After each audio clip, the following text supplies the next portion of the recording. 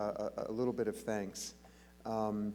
First of all, thank you all for coming, and thanks go to, of course, all of our distinguished speakers who've come from mostly very far away to be here.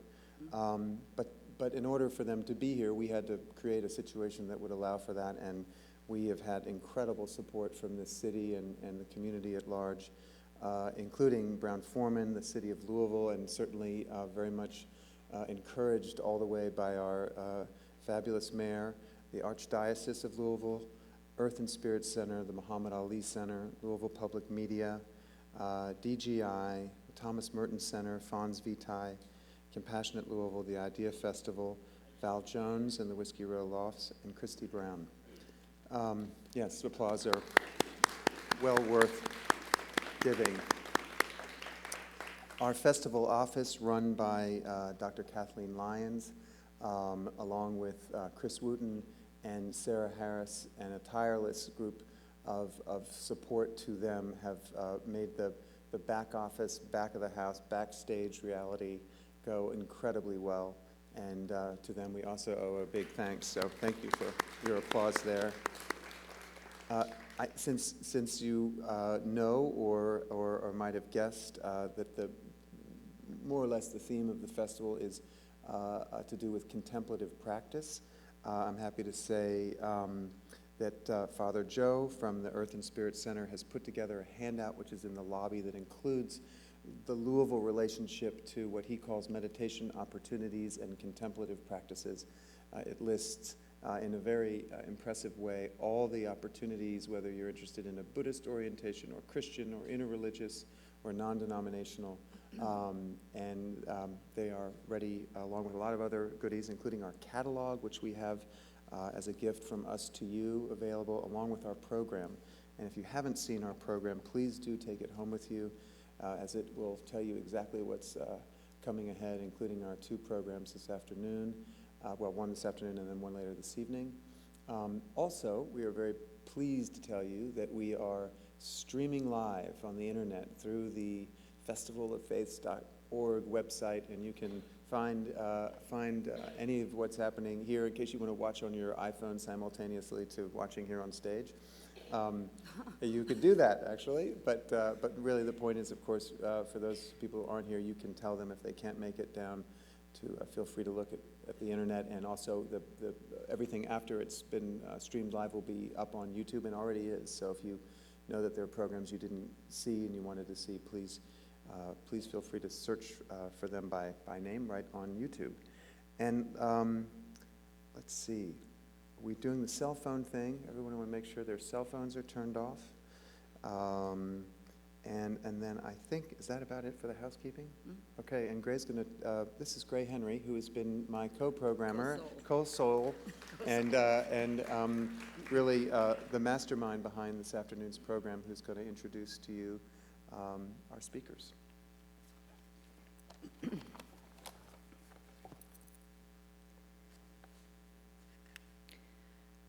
You know, I really just want to speak from the heart.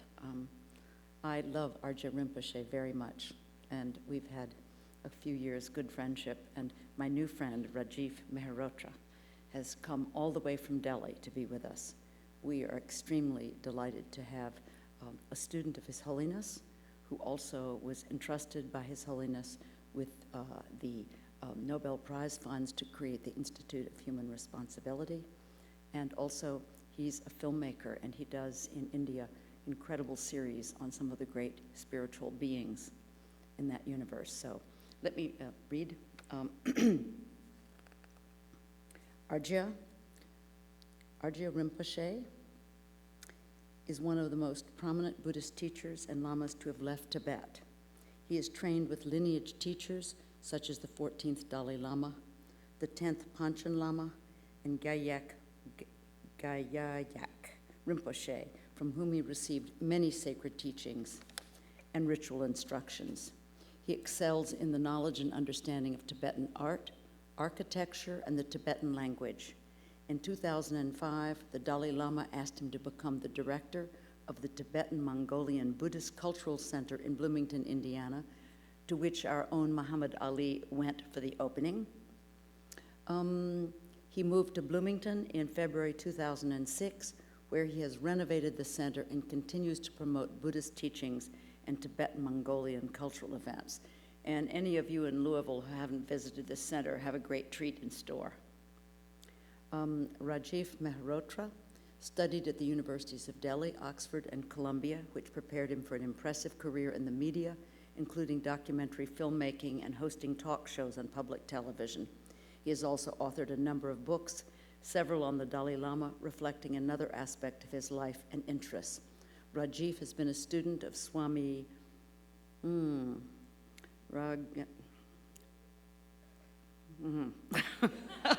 right, and of the yogi icon BKS Iyengar. Now a personal student of His Holiness, the Dalai Lama, he describes himself as a most unworthy chela. His films have won more than 150 international awards and 20 national awards, while his television show, In Conversations, was rated the most watched program in its genre in India. Currently, Rajiv is an independent filmmaker, producer, and commissioning editor. He's the managing trustee of the Public Service Broadcasting Trust and chairman of the Media Foundation. In addition, he serves as the secretary and founding trustee for the Foundation for Universal Responsibility of His Holiness the Dalai Lama. How honored we are to have two gentlemen with us today who in fact both have personal and intimate relationships with His Holiness. Let us welcome our two beloved friends.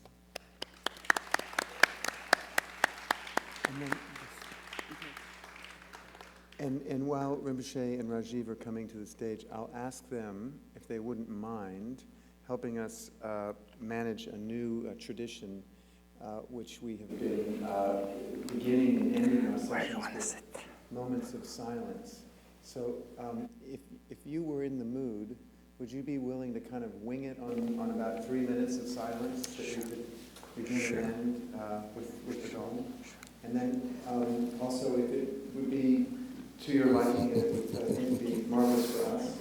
We could end our session with a session of silence as well.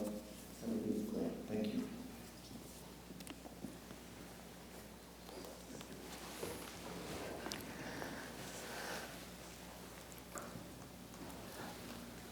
Not only am I a most unworthy student of His Holiness the Dalai Lama, but I feel deeply humbled sitting here in the presence of a great master. And may I request you to say a few words that would lead us into a few moments of silence.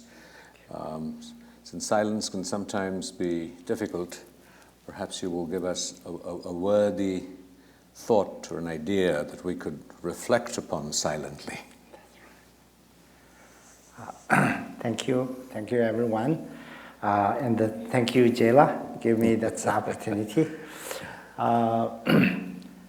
When we do meditation, the silent meditation is more powerful. When you're driving a car, have a very serious situation in front of your car, you might silent, you might turn off the music, you might hear anything, from your, other friends next to you. So that means we're focusing on something, and the result is create great caution. So silent meditation is we shut off our 5 senses, eyes and nose and so forth. So that's 5 entrances for the mind. So if we shut down all of the entrances, the mind will have a great calm, and the result will have inner peace. So for that reason, we'll like to do 3 minutes, right? 3 minutes silent. So I will ask our friend Jela so to ring the bell, because the meditation mainly from Buddha. So Buddhist practitioners for. Then Buddhists from India and Nepal. So we always honored the Indian fellows, our great masters. Then please you lead that meditation. Then we will do a 3 minutes silent meditation.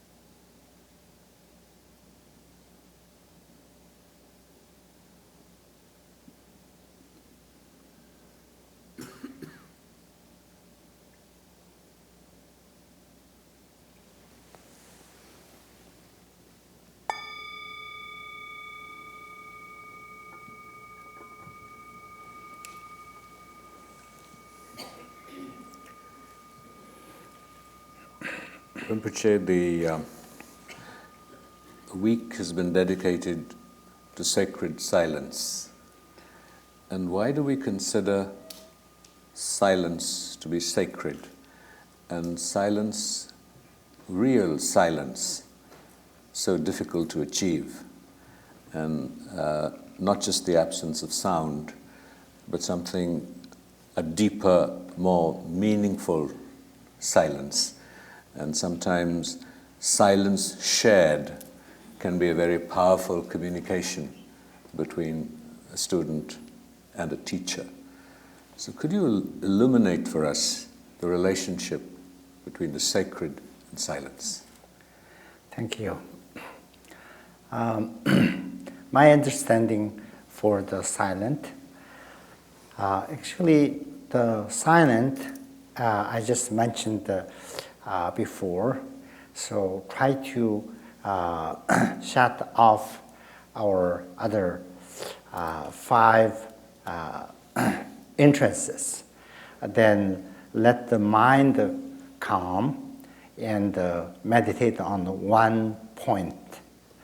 However, when you're silent, you can't talk to each other, you can't hear others, but more powerfully inside have a connection in between us and between the inherent nature, which is the Buddhahood.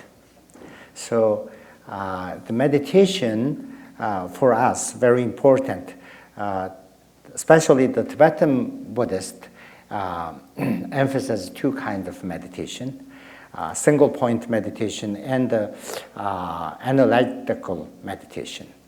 If you have an analytical meditation, so whenever you read a book, or you read a prayer, or somebody's very powerful, beautiful poem, or mantras, so when you say that mantras and verbally, then you concentrate on this one, then your mind can stay in that one point. So single point meditation is no any sound, no any other actions, just the mind quietly thinking one point thing. So this is very, very difficult. However, when we practice, most important thing is the silent meditation. When you have a silent meditation, then your mind peacefully can focus on one point or one your main goal or target. So in that time, I guess the masters and the students have inner connection. So actually we're talking about the emptiness. So emptiness, actually another word is the cause and effect. So that kind of cause will bring the great understanding of the whole nature, which is the understanding of the emptiness. So through this silent meditation, I think only we can do that. So that's why the silent meditation is very, very important. Under that kind of condition, when you say prayers, when you do good things, for instance, in Tibetan tradition, we have that, sort of spiritually divination. So when you do the divination, sometimes the masters can't hold the truth. So that's a kind of a mysterious thing.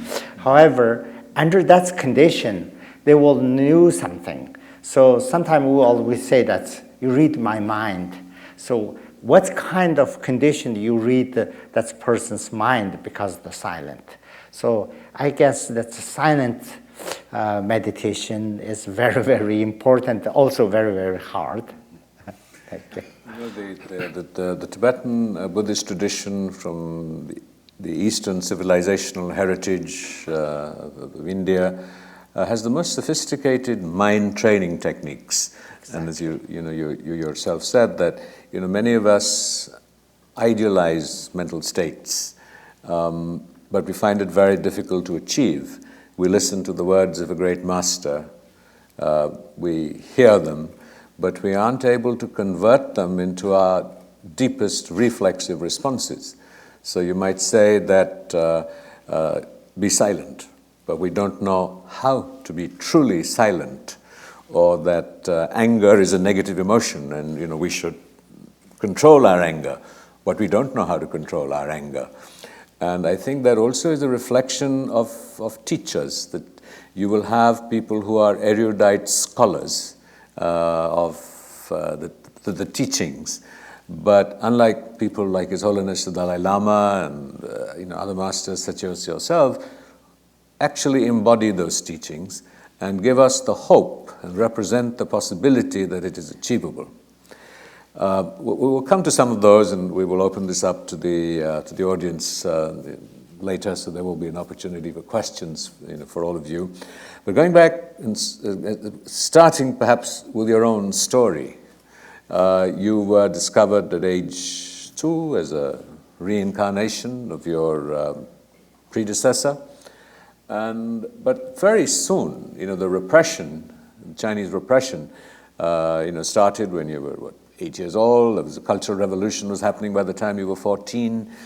So in a sense, you missed out on what would have been the traditional training period, and it can be quite hard and a stern, strong discipline for a Rinpoche in particular, because much is expected of him. So you missed out on that, and yet you embody those aspirations for a Rinpoche, and particularly someone who holds office and a major monastery, the Kumbh Monastery in Tibet. So what were your practices that has enabled you to be who you are? and despite the lack of a formal context to do that. Well, we always talk about the karma. So karma is a foreign language to the Westerners. They will have a very well understanding of karma. Actually, the karma literally translation is the action. So when you do something, you will have a result, which the whole process is action. So you will bring your karma. So we learned that's karma since we were very young. Jayla just mentioned 2 years old, then I was recognized by the abbot of Kumbh Monastery's reincarnation. Then I went to monastery. Later, maybe our audience have interesting questions. I will answer that. However, then I went to monastery. Then I started to learn languages and prayers and so forth. Maybe one of the most important topic is the karma. So the karma, I guess, the karma bring me everything. My previous life created that condition. Then in this life, I will receive all the result of the karma that previously had. So my life practice, of course, you mentioned that. Compared to the other monks, I never had the chance to study that's whole, the debating and everything, that's through the, internet and the TVs and so forth. Then you will see the monks debating, So I never been in that kind of chance to study and everything. Then also, he just mentioned, when I was very young, I went to monastery. I grew up in the monastery. The monks, even though they don't know how to take care of a little baby, 2 years old baby, but they very respect me as the previous Rinpoche. So then I was treated very, very nice, like a little king. So then I stay in a big mansion. I have around 10, 20 people serve me, my own, like a cook and, the helpers and the tutor and everyone. So after period of time, when I was the age of 8, and then the whole thing changed. Then I almost became homeless. So because my tutor and my parents, my father actually, they all went to jail because there's no reason because of me. Then after that, so nobody's taking care of me. Before was, very well pampered. Later on, nothing.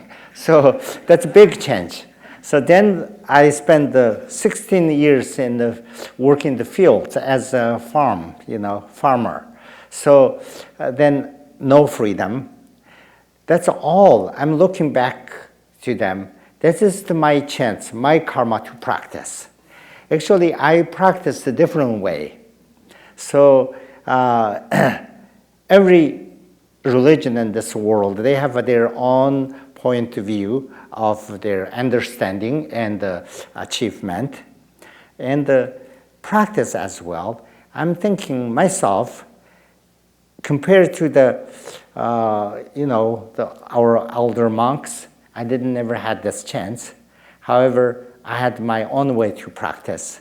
So later, maybe you have more questions, then I will answer. But my point is the karma is most important.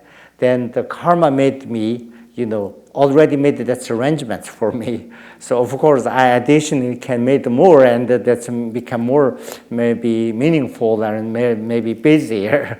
Other than that, I was spent almost 50 years in Tibet, in China. Then 1998, then I came to West. Then I became, recently I became a Hoosier. So that's all of them. Because of my karma, I never had that plan before. So this is my practice, I guess. So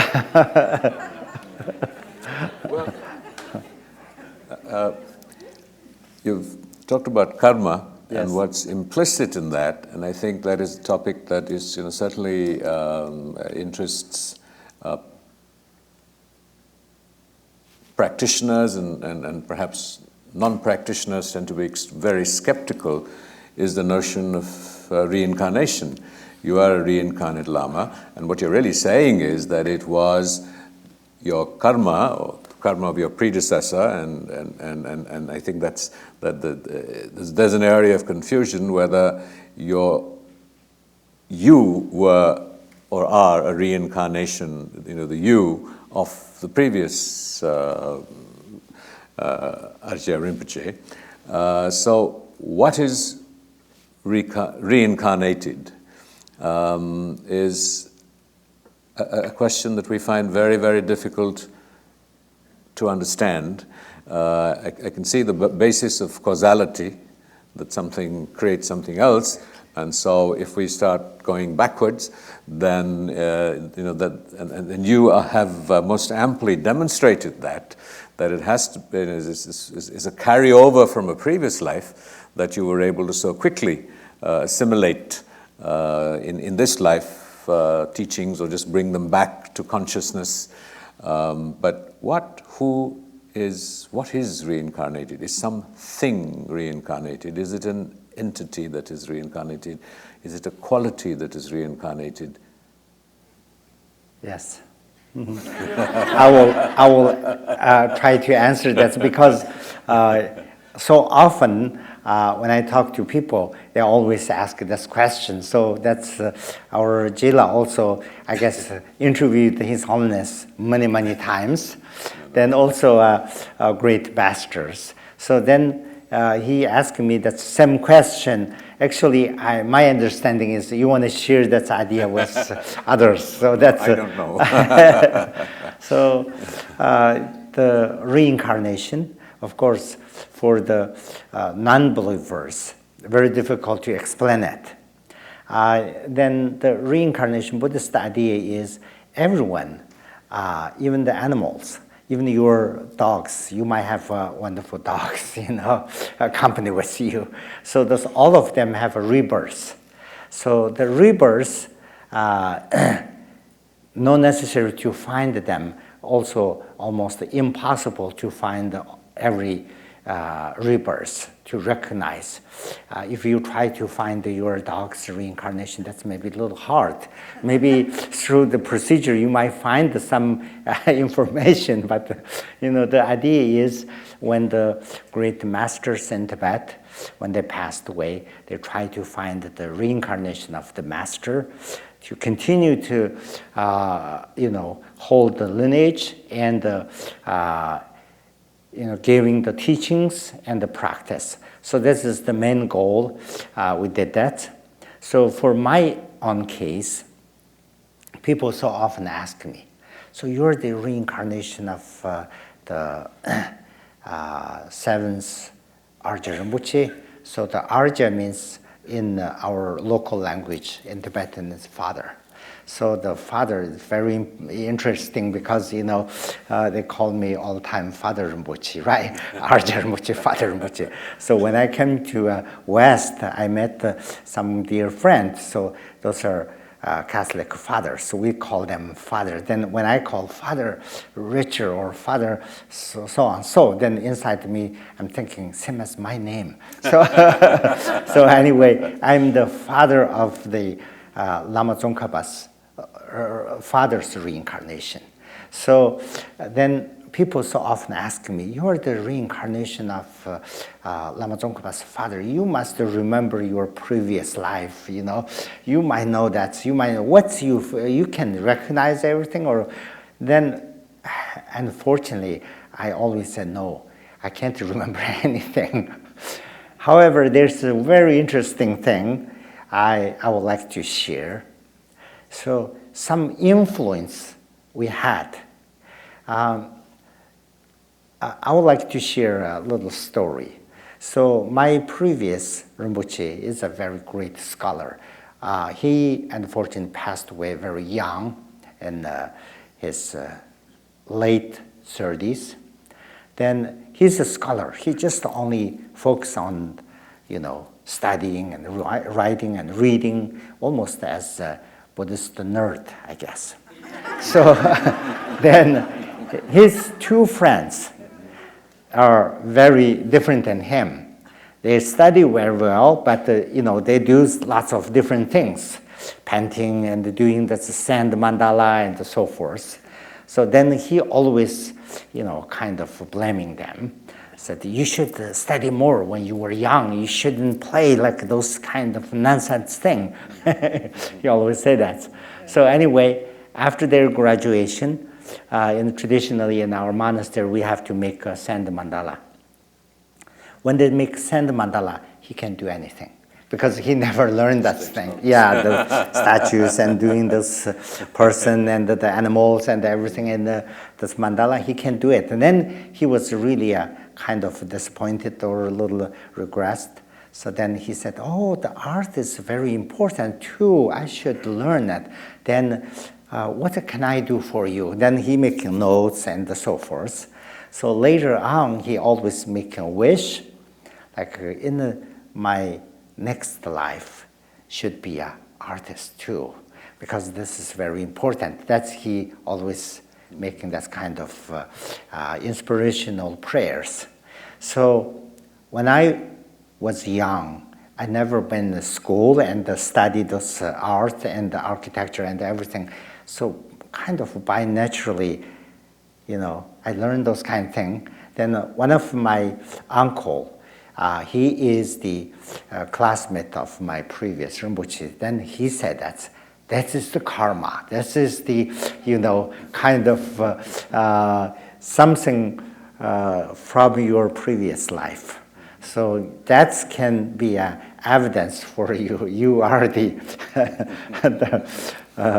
last person. So anyway, so that's I would like to share because except that I really can't hold. I can't say in front of people tell lie. I remember in previous that something I can check my books or something. I can hear my friend. I can find out what's he did in the previous life, but I don't want to say that with you. So those are kind of the reincarnation's idea.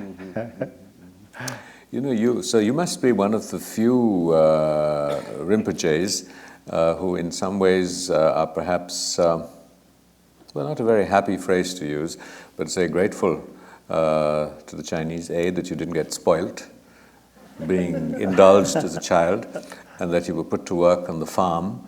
And that must have given you qualitatively a completely unique and rare set of experiences for someone in your position.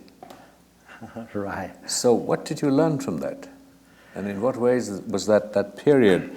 Let me sort of expand that period and say right up to sort of after the time on the farm, and you were inducted into the Chinese. You were a Chinese government official. Then they wanted you to join the Chinese Communist Party, and so that whole period. What were some of the key lessons you bring away with you into exile? Because most of the monks, the senior monks and lamas, escaped before they actually had to engage with the Chinese, or were imprisoned and brutalized. But you had a more public, open engagement with them. So what did it teach you? Actually, told the truth, we didn't have any choice that time. So only this is our opportunity. So for us, young people, I can't say, oh, I'm great, I practice that way, But, really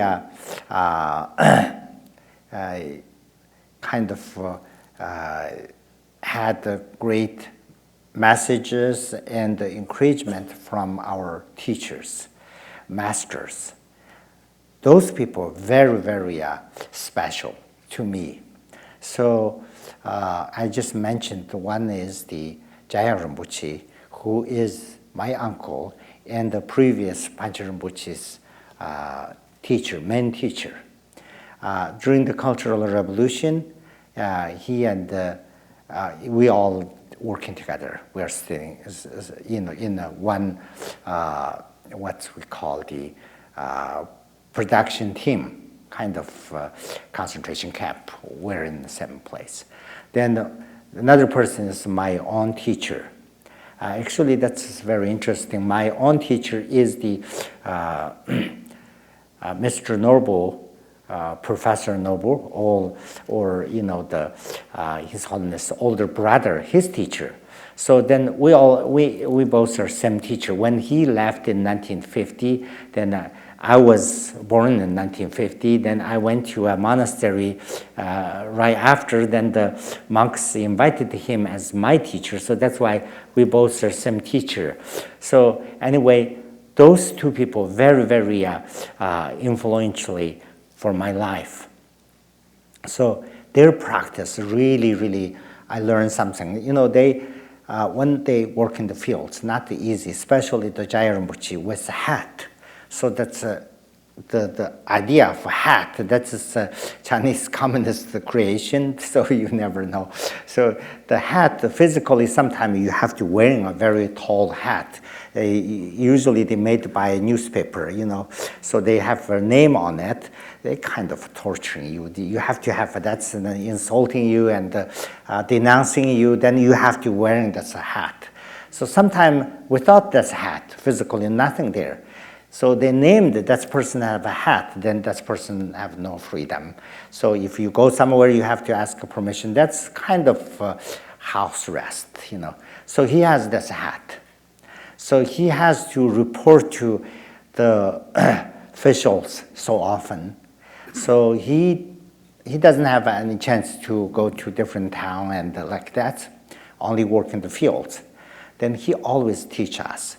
So two things he told me. One thing, the life is our chance to practice.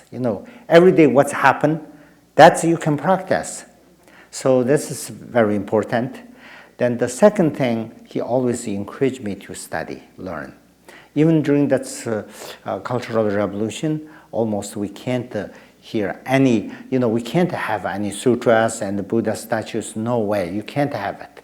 Once you find out something, you are, counter-revolutionary, so that's a big problem. Maybe they can put you in jail or something, so we can't have it. But I always saying that's the Indians are same, I guess. The Tibetan High Lamas are, everything they put in their mind. So today we can go to internet to Google it, right? So those are live Google. So the teachers are really, they knew everything in their mind. So they teach me, they encourage me to study. So that's why the study also became my important practice. Then the daily life, what's happened to you? So of course, under that kind of condition, not great, And when I come to West, I find very interesting and very surprised too. In our Eastern culture, maybe in India have the same thing. The kids with you always tell them to don't do that, don't do that. Here in the West, say encourage them to, oh, good, wonderful, you do it. You did a great job, like that. So that is different, right? So in our lifetime, especially that time, there's no, appreciations or, admirers. So only kind of complain or criticize them and even denounce. So in that time, what you have to think, how to, face to others. So this is a great practice to me. So afterwards, after that's a cultural revolution, after everything, so some people really, really difficult to us. They can't do that. So they just kind of order us. They in charge us. So later they became a great friend with us. So then I learned something from the practice. So those are kind of my practice and my own experiences. So I had lots of things, but if I can't tell the details or specific one, then I can't make very clear. So that's a kind of my answer for your question. Having come to the West, Yes. Have you struggled with the imperative that we feel here for instant varieties of everything?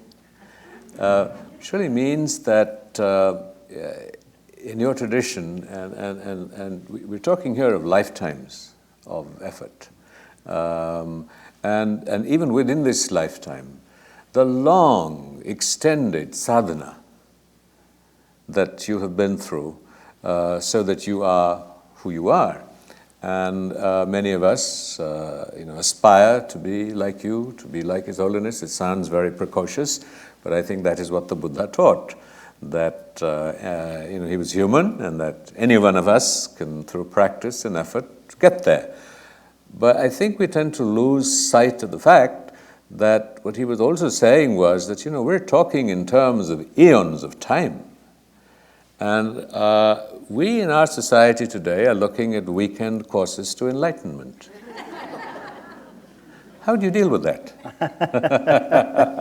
I mean, if you say to someone, well, this is the practice and it's going to take you, eons of time and a few eons of lifetimes to get there, most people will just give up and walk away. I mean, who has the patience? Yeah. So how do you deal with helping people recognize that this is not something that's going to happen that quickly? So, yes, enlightenment, which is a big topic and almost our destination. So how to get an enlightenment? So that's also according to another question I'm thinking all the time. So when I come to West, so Western people practice Buddhism and analyze the very specific some topics or doing retreat and everything very differently. But that's also benefit the society and the personnel. So often people say that when Buddhism come to West, so the Buddhism, how much influenced the West? Same thing, the other way around. The West, how to influence the Buddhism. So I guess this is a very important question. So in Tibet, we have our way to practice. So that's compared, and that's ancient Buddhist practice, maybe different. So I had the chance to visit Oxford this spring. Then I stayed at the Vihara. Actually, I had some schedule with the university, but I stayed in the Vihara, which is Thai, Burmese style temple. So the abbot of that Vihara called the Venerable Dhammasami. So Venerable Dhammasami so often did that. So the regional Buddhism is different than a little bit, the Mahayana tradition or the Vajrayana tradition. However, they benefit them. So that's why they can practice that way. So same thing, I guess, come to West, the Western Buddhism is very different than somehow Eastern Buddhism. In Tibetan Buddhism may be different than the ancient Buddhism. So if you go to a Chinese restaurant in downtown Louisville, so you Western people might say, "Oh, great, that's delicious. Oh, that's Chinese food. It's different." So if you bring your friend, Chinese friend, to the restaurant, they say, "Is this Chinese food?" They will say that. So same thing. So that's really every society have their needs, and they changed. So the enlightenment is our goal, of course. Then through the, have to practice many years. In Tibet, in fact, we have some people we mentioned as enlightened men, like Milarepa and Pema Sambhawa. Pema Sambhawa actually is an Indian master from India. Then also Adisha and Lama Tsongkhapa and so forth, not lots, but several of them. We considered they're enlightened men. They get enlightened. Even the Milarepa is a great master, great yogi. However, before he was a murderer, he killed lots of people. So through his black magic, So, but the idea is, even you're a bad person, you give up everything, you practice properly, then you will have this enlightenment. This is the message. So my understanding is enlightenment is our goal. We can achieve anyway. So before that, practice is the very important thing. So that's why the Mahayana tradition or Vajrayana tradition always emphasize the bodhisattva vow. So the bodhisattva practice, that is very important. That means don't go to the stage to the enlightened yet. You come back and you join the samsara and work. So that's most important. So that's why one Tibetan person made a joke. I would like to share that joke. Somewhere also I mentioned that too. So very interesting, but that's, somebody said, somebody passed away. And then he went to heaven, which is the place of enlightenment. Then he went there and everybody just meditating and chanting and prayers, no more interesting. Then he want to visit the hill. He went to hill. Oh, everybody has different costumes and having fun. And then what's going on here? And then said, oh, today have a Halloween party here. So that's a kind of, then he decided to stay there. So that's just a joke, however. So in the mind stage, I guess. In your mind, if you're in that very high level, you can see through everything, so that is the enlightenment. If you can't see through them, that's everything happened to you, it's a great obstacle or something, then you're in samsara, even if you're maybe in the hill. So that's why we always say that sometimes people walking on the desert, very hot, they find a half bottle of water. Then some people said, oh, even I find the water in that desert. So this is a gift. That's mind in nirvana. That person will find us complaining, the sun is hot, even half bottle, who drank this one? That is in samsara. So that's why I guess, that's mind stage. So we keep practice, so we enjoy ourselves, so we're in the right track. That's what I'm thinking. One of the major aspirations of this festival that we are privileged to be a part of is also to reach out to His Holiness the Dalai Lama's prayer, in a sense, that for interfaith dialogue. And much more than mere dialogue is harmony, is understanding, is coexistence. But he has moved beyond the notion that we certainly have in India, enshrined in our constitutional aspiration of unity and diversity, to the celebration of diversity. And in what ways can we, as individuals, whichever faith we belong to, celebrate other religions? Much of that discourse ends up being very sort of syncretic, didactic, which is sort of very respectful of each other, and then concluding that, look, after all, we all teach the same thing. Now, at one level, we do. And that is that, when you look at, the idea of happiness, and you may variously describe it, but most religions will, well, all religions will want to facilitate, enable, teach techniques, training the mind or whatever that will lead to people's happiness. But at the same time, there is a fundamental diversity, a fundamental difference between faiths. And we need to recognize that difference, learn from each other, on what illuminates our respective faiths, and also that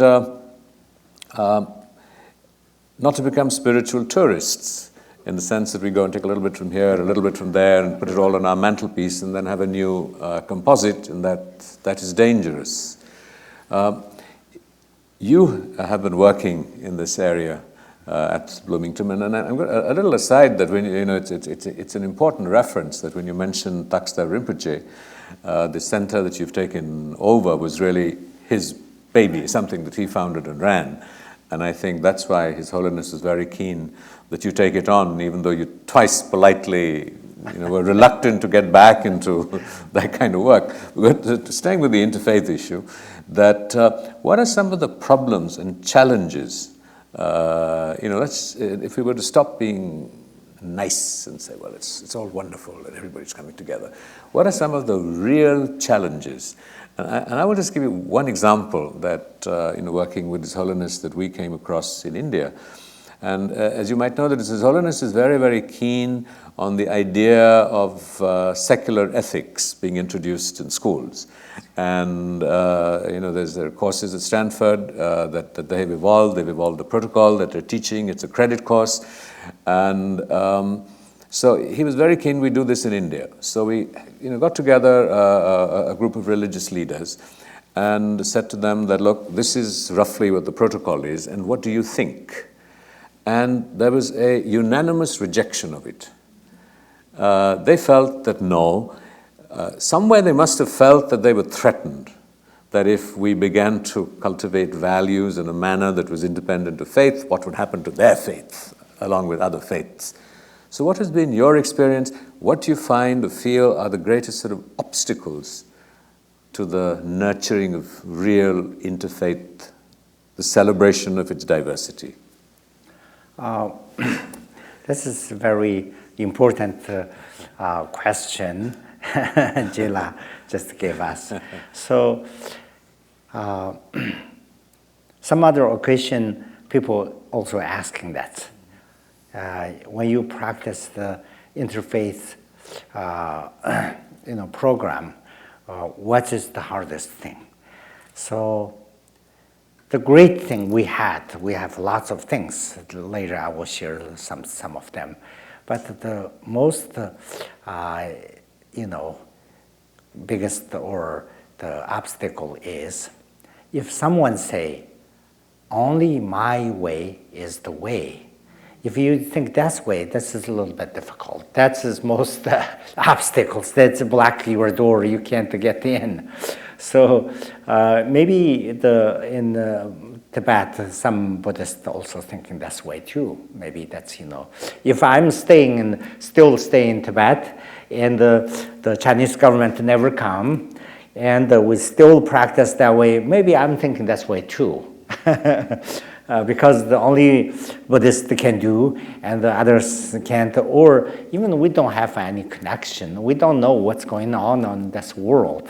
Now really we opened up, so we know everything. I don't know everything, but we try to, connect to everyone.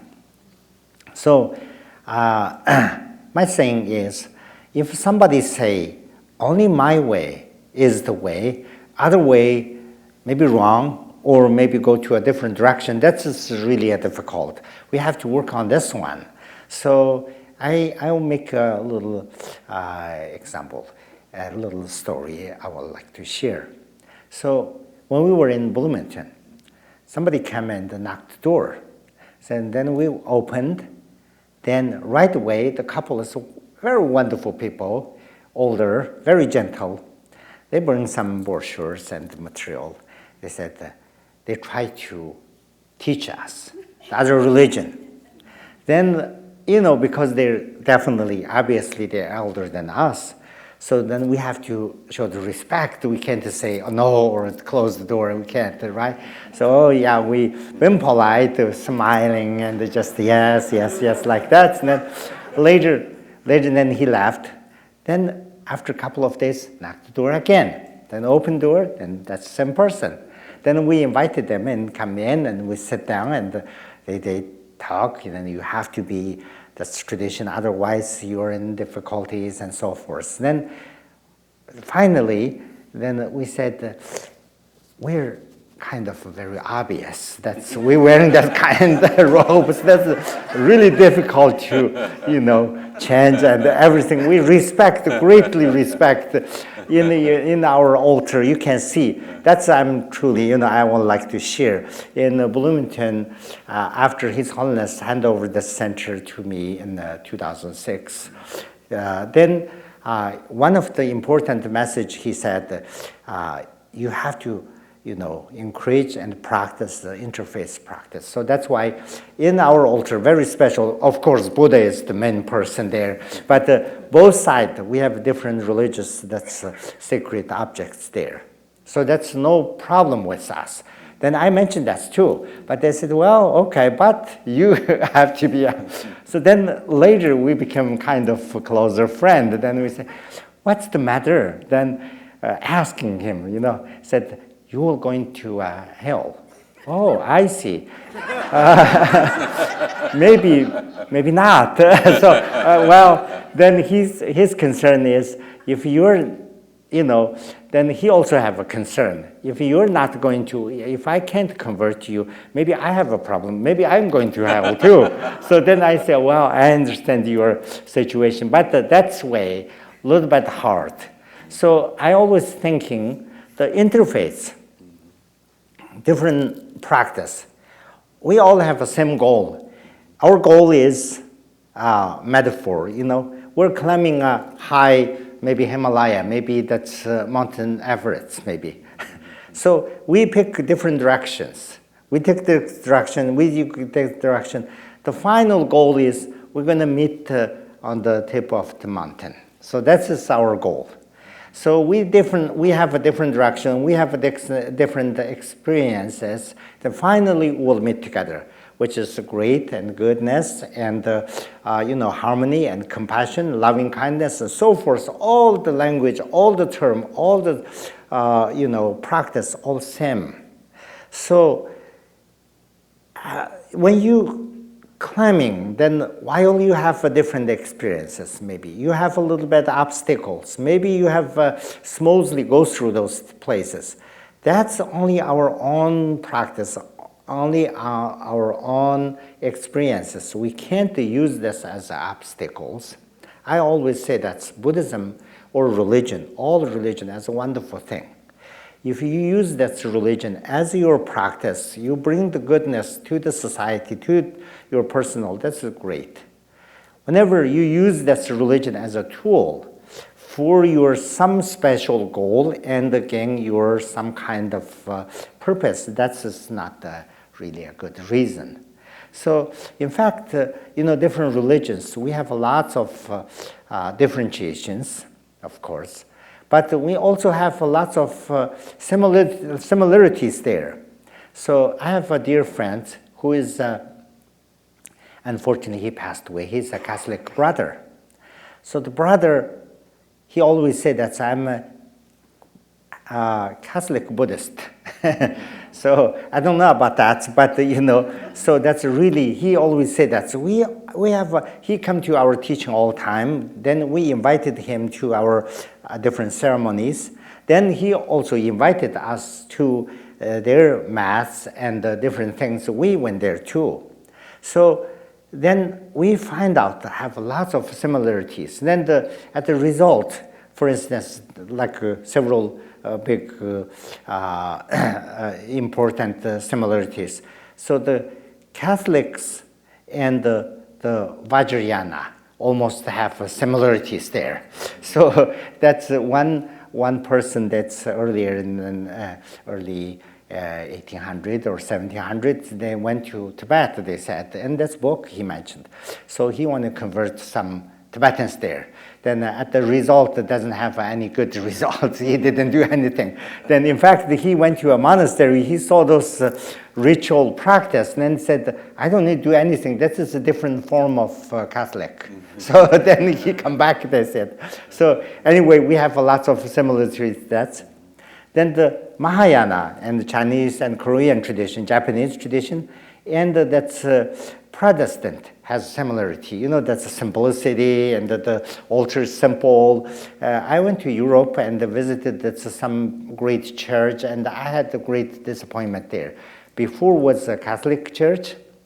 After the Protestant take over, they, you know, like repainted those walls and everything, like become this simplicity. So, for instance, so lots of similarities there. One thing I would like to share, that's Muslims. I don't know, Muslim people, they practice something, they don't have, they have to wash, right? They don't have water. Maybe they use a stone or something to clean their hand or something. Buddhists do that too. So one of my teachers said, that's tradition from Muslim. So that's why we have lots of similarities there. We should practice together. Obstacles we have to serve these obstacles. Yeah. I just sort of share, for those of you who may not be aware, that His Holiness, the Dalai Lama, has done a wonderful commentary on aspects of the Bible, a book called Good Heart. And if that's an area that interests you, it's a book that we would strongly recommend. And before I open the whole up to, and lest I forget, this is a wonderful book by Rinpoche, Surviving the Dragon, and copies of the book are on sale outside. The floor is now open. We have about 20 minutes, and so if you will raise your hand, and I believe there are somewhere, I can't see, a microphone should appear for you to respond to a question. Is that a question that I see there?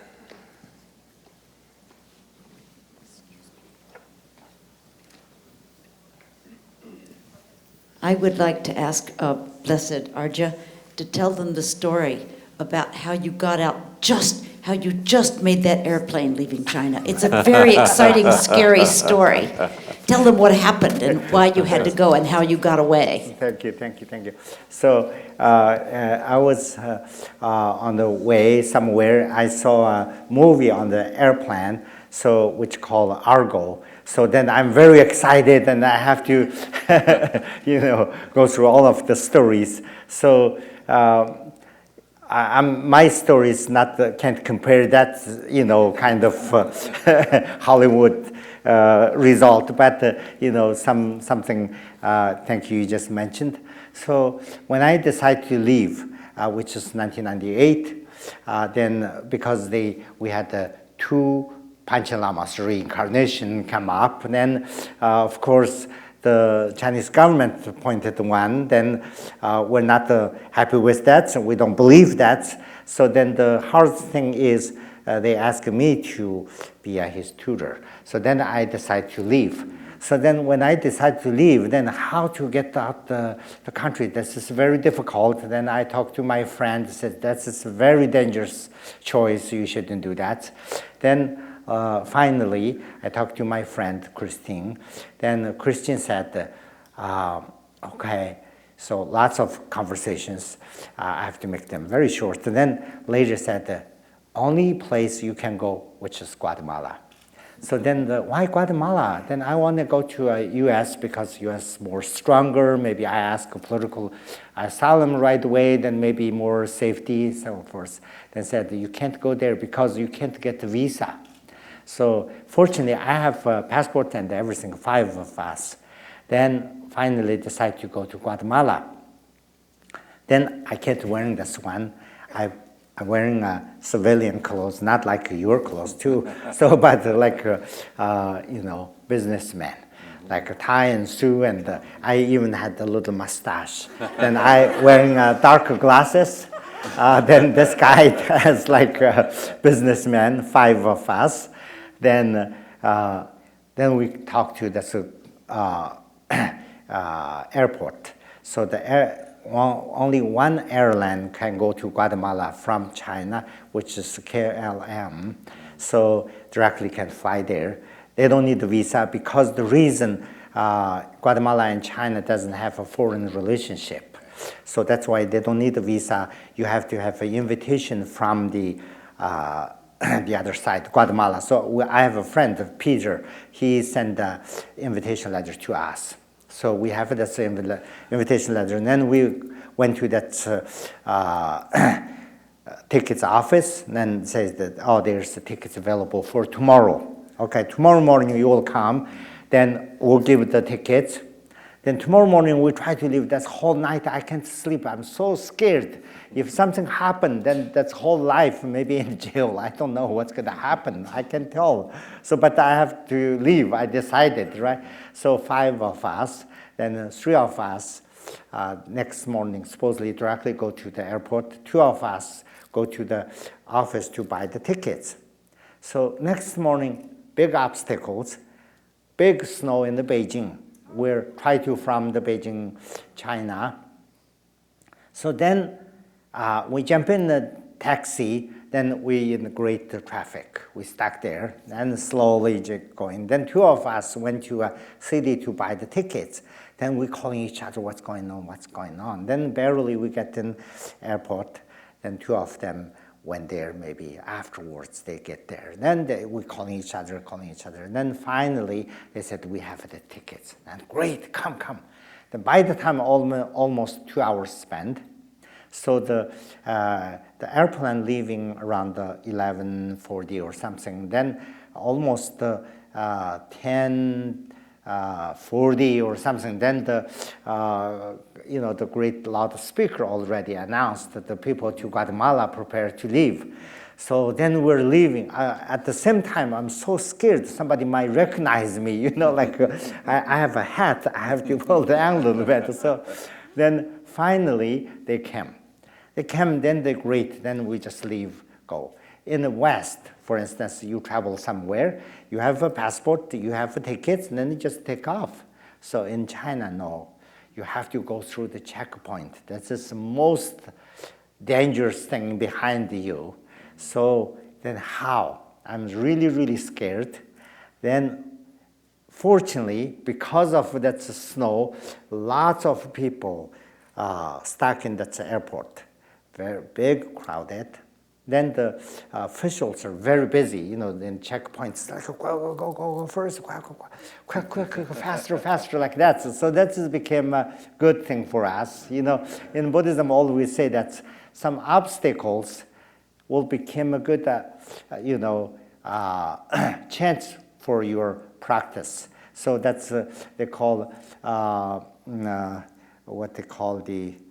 There's a term, but I have forgotten anyway. So then I even have a diplomatic passport because I'm having a very high position since I was in China. So that's a diplomatic passport is very honored, very great. However, if you go through the checkpoint, they will find out right away. So that's a great dangers too.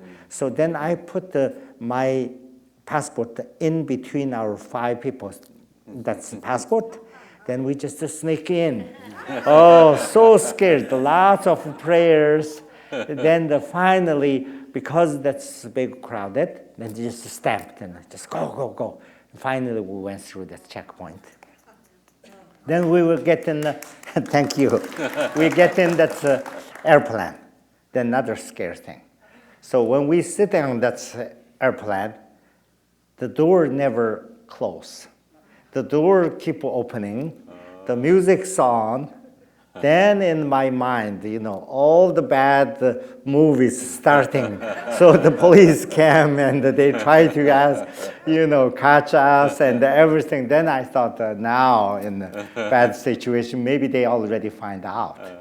So then we're staying, then just with prayers, lots of things we ask the protectors. So finally, after 40 minutes, So some people stuck in traffic, they're waiting for the passengers. When they come, the doors close, then we take off. So that's from China. Then after 2 days, we get in Guatemala, I had another obstacles. When we get there, so they so-called landing visa. We get this landing visa right away, very smoothly. Then we went through this checkpoint, and then go to the next point. There's a military controlling this country. We don't know that. So some soldier came and they just stopped us, and then they, like that, and then they definitely asking passports, and then we gave to them, they just take them away. So when they took them away, instead they sent some soldiers around us, then they sent some big dogs. So then, at that time, I can't speak any English. I can't speak Spanish, of course. Then they're saying lots of things. Then we know they want some money, but how to do the bakshish, I don't know. So very dangerous. Oh, lots of prayers again. So finally, after that's almost like 11 nighttime, 11 p.m. So after 1 hour, finally they came and they kind of hopeless, they can't get anything from us. They give us the passport. Finally, we get in Guatemala. After 2 months, we get in the U.S. So that is my little story here. I would like to share. Thank you. And another reason to buy the book is a wonderful photograph of Rinpoche with the mustache. Thank you. Any other questions? Yes. For coming. I was hoping that you would talk about the wonderful work that you're doing in Mongolia. I know that in September you're going to dedicate your children's cancer hospital, and it's so great. Could you speak a little bit about that, and also about how your Buddhist principles are helping to bring compassion and hope to those suffering over there? Thank you. Thank you. Thank you. So that's really a great point.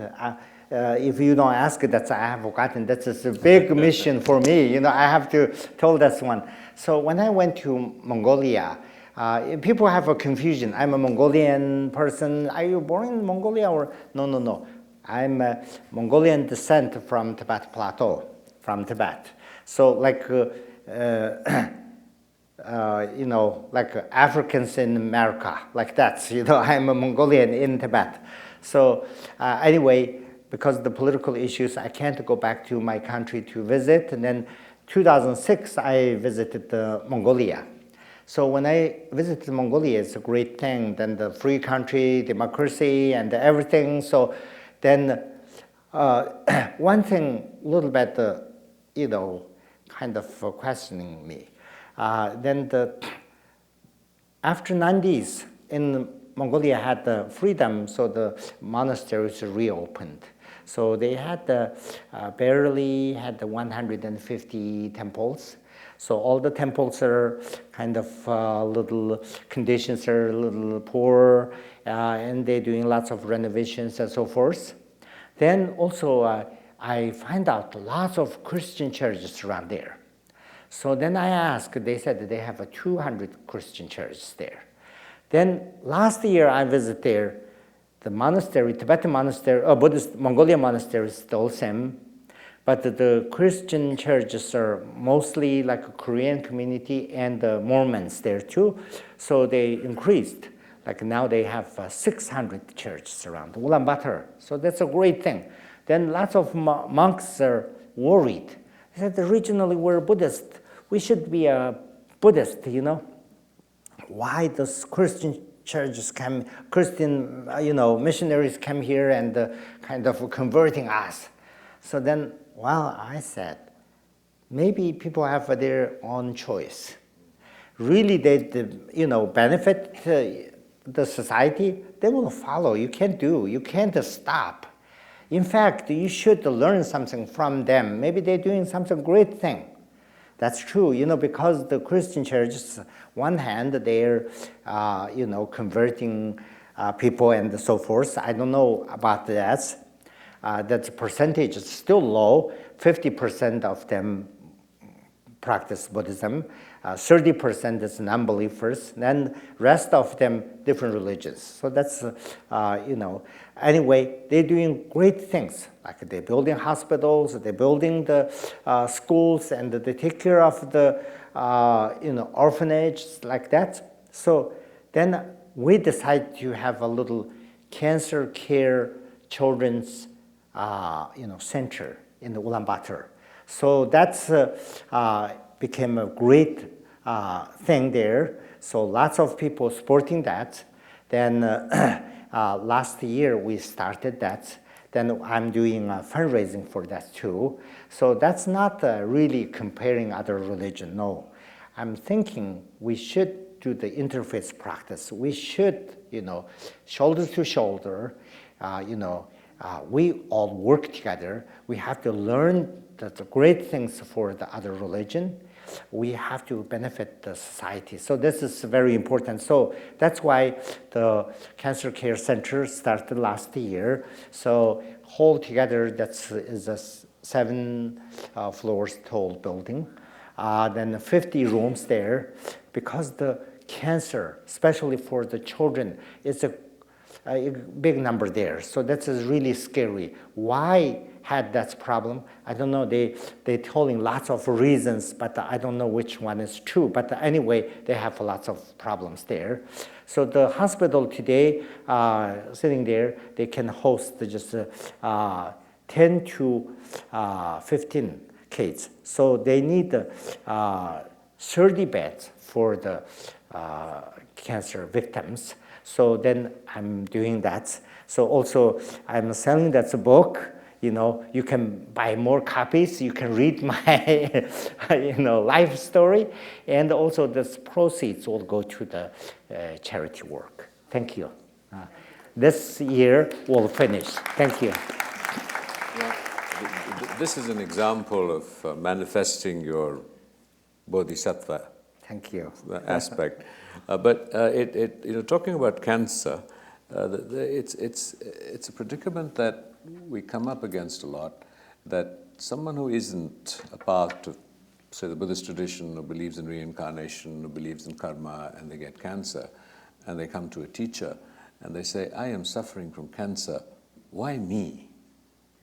Now, there is the sort of the technically correct answer, which is, look, this is karma, and it is manifesting your action. But what do you say to them?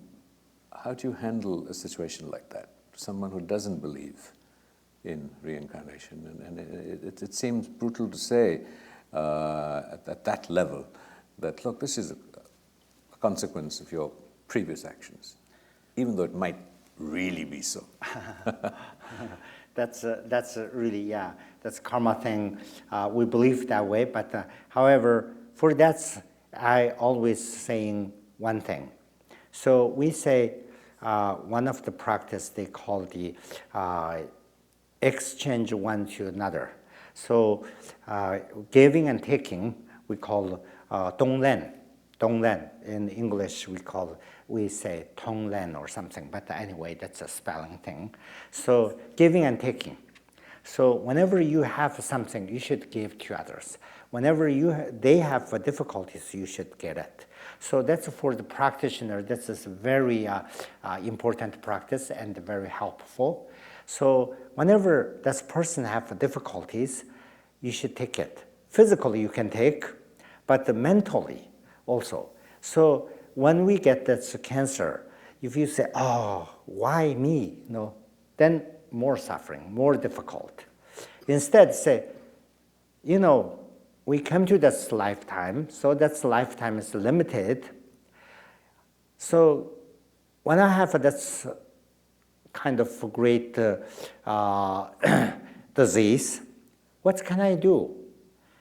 Instead, I just say, everyone have the same kind of problem come to me. Through my problem, heal others' problem, and I will take this away. So if that way, so the practitioner, this is a great bodhisattva's practition, that we should practice that way.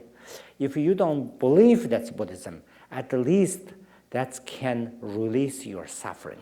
So if you think that's way, oh, why me, like difficult. If you think, oh, this is a great chance, everyone had that, so I have that problem here, so I would like to take others' problem to me through my body and heal it. I can think good things, I can say good prayers, and I can practice, even I can go and help them, even I'm a victim. So in that way, I guess that practice is the more meaningful and at least can release the pain. That's I'm thinking. So I will always. It really is in the tradition that whose sort of highest aspirations you represent. It is a question of softening the sense of self, of me, mine, and if you start thinking of someone else's suffering, then your own sense of self diminishes. But you talked about how when you were in the aircraft and you were praying, right. And many of us sort of, not many of us, but many people, sort of who come from so-called rationalist traditions where reason and logic should dominate. What is the value of prayer? And how does prayer work? And how did you think it would work in your favor? When I believe Buddhism, I guess definitely that really helps. So sometimes I say the mantras. So for instance, I say the mantra of Om Mani Padme Hum. That's the most important one, the mantra of compassion. So Om and the Hum, holding that body, speech, and mind. Inside has Mani and the Padme. Mani means like a jewel, which means like wisdom. The Padma is the lotus flower. Lotus flower is compassion. Compassion, and that's a jewel, which is wisdom. So that is the whole Buddhist teaching. The Buddhist teaching can include those two words, compassion and wisdom.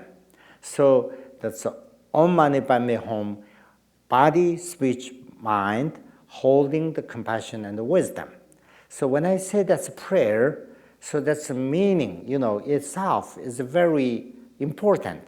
So when I say that's a prayer, which is the compassion, generating compassion, so we always need some kind of protector, yeah? So the protector, most important protector is the compassion. Once you have a compassion, they can protect you. If you have a great weapon or great shields or something, all of them, can go through it. So the compassion not. So that's why, for instance, that's prayer, very important for me. So when I say it, then I feel like really, protected. Even you might have this experience. You say this prayer all over and over and over. So then when you sleep, you have a kind of a nightmare or something like a dream, When you wake up with that prayer, automatically you're saying. So that means like you're mentally, you have this confidence that can protect you. So that's why, for me, this prayer is really important to me and they really help. Something happen, I say this prayer automatically, just like that. One final question. I'm sorry I've been dominating this great teacher. Is there another question? Sir. Yes, Arjia, many blessings. Thank you. I asked this, I have learned so much. This is very educational. So my question is on that basis, out of interest. I've heard you speak of great respect for the fathers, for the masters. What's the role and what is your perception of the mothers of the Buddhist monks? So the Buddhist monks, the mother is come first, actually. Mother is come first. So we say that all great mother sentient being, then very beginning we say that 4 measurable prayers. So may all great mother sentient being have a happiness and its causes. May all great Mother Sentient Being release their suffering and its causes. We say that's prayer all time. So that's why the mother's very first, the beginning. If no mother, then no sentient being. So then even Tibetan Buddhism, Buddha is an enlightened being. Historically, he's there. But there's no female being. Maybe they might have, but historically we couldn't find it. Then we almost create one. We call Green Tara. So the Green Tara is a female representative of Green Tara. So that's stay there. I almost say that, but somehow I have forgotten. So we say two prayers. One is the compassion prayer. That is the Avalokiteshvara's prayer. That's very powerful. That's the father. Then the mother's prayer is Green Tara's prayer. Om Taridu Tariduri Soha. I almost say those two prayers all the time. The mother, why mother is very important. When I was born from mother, so the great compassion, great loving kindness, not really all of them from teacher. That's most of important principle, very beginning ones from mother. So that's why the mother is very, very important. So we think all sentient beings, all female sentient beings are our mother, and male sentient beings are our father. We practice that way. There's a little cultural thing I would like to share too. So culturally, especially in the Eastern culture, the man is greater than like a woman. That's correct, but we do that. So very interesting story. So when Lama Tsongkhapa getting older, then students ask him to how to find his reincarnation. Then he said, no, I don't want the reincarnation. My reincarnation became a position. Okay, that's called Ganden Chiba. So then that academic system, so whatever who have that great knowledge, then he will hold my chair. So then he doesn't want the reincarnation. There's no reincarnation. Anyway, his students will try to find his disciples' reincarnation, then His Holiness Dalai Lama and Panchen Lama, all of them his disciples' reincarnations. Even try to find his parents' reincarnation. Then I'm his father's reincarnation. Then also they find his mother's reincarnation called Shengsa Rinpoche today in India. And fortunately, both of them become men. Today, his mother's reincarnation is men, because that is mentally, we're thinking man is important. That's not correct. But the regional, personal, that's mother is most important than the at the least the beginning. We always say that's mother sentient being first. So thank you. That question is very good. Okay. Well, Rinpoche, could you lead us through the last sort of three minutes with you in this context, in this space, through a closing meditation? Thank you. Perhaps you could lead us into a visualization or a chant, maybe Om Mani Padme Hum from your words will be a great blessing, or whatever you consider appropriate. Okay, so I will say 1 minute silent. After that, then I will say prayers to close our session. So we'll do 1 minute of silence. Thank you.